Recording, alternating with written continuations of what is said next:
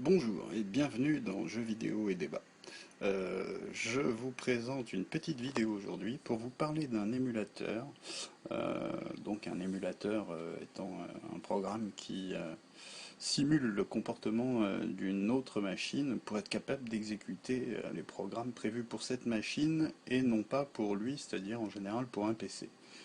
Bien que maintenant on ait des émulateurs sur tous les types de plateformes, mais c'est un autre débat.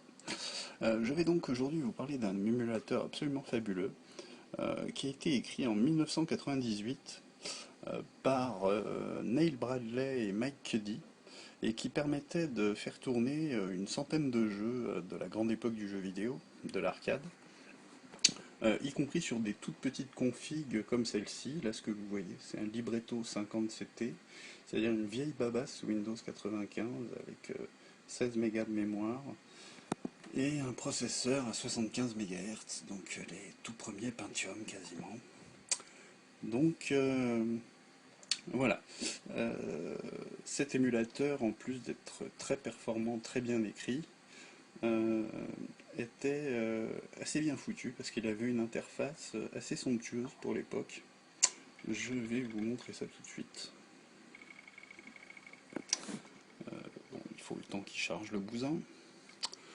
Donc cet émulateur faisait tourner, je dirais, les plus vieux jeux, c'est-à-dire peut-être pas le Pong, mais la génération tout de suite après, les Galaga, les Casbrick, les Pac-Man, les Space Invaders, Star Wars, etc. Alors voilà, le système a une petite interface de chargement assez sympathique, présentée par une jolie nana, ce qui ne gâte rien. Voilà, il check qu'il a assez de mémoire, machin. Il charge les noyaux d'émulation, les jeux. Hop hop hop, il se prépare. Et là, il va lancer son interface proprement dite. Bon, le chargement lui-même est un peu lent, mais il faut dire que la machine est carrément pas jeune. Alors, là, il n'a pas fini de charger. Alors, comme je ne l'ai pas encore dit, ce qui était sympathique, c'est que donc, vous avez la liste des jeux à droite. À gauche, il affiche une copie d'écran quand il a fini de charger sa petite base de données. Et en bas, il y a un espèce de petit panneau d'information animé comme sur les flippers.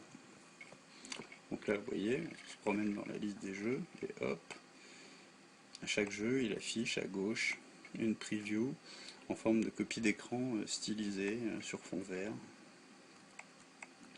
Donc là, on va faire un petit essai, tiens, avec Burger Time, justement.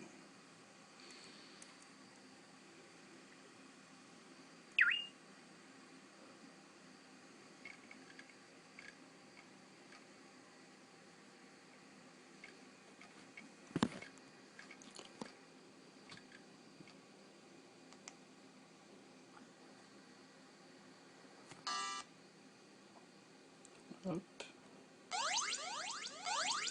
on met des sous.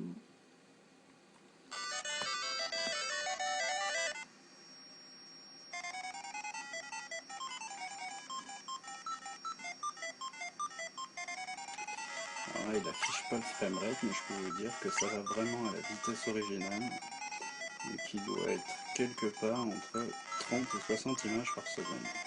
C'est archi fluide, c'est archi jouable, il n'y a rien à dire.